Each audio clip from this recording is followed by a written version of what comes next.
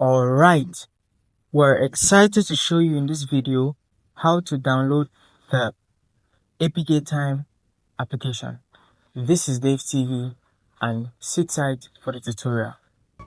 Head over to your apps and open the download application. If you do not have it yet, check our video in the link in the description.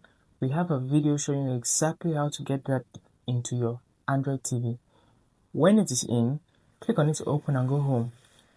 Now, input the code for the APKTime application. APKTime application has the code 21254. Click on the go button and you'll be redirected to the site from which you will download this application. Wait for 5 seconds for the redirection to begin. Perfect. Now we've been redirected. On the bottom left of your screen, you'll see the download button. Immediately it finishes loading, click on it to download and be patient for a couple of seconds. Alright, your download has begun. Give this some time to complete.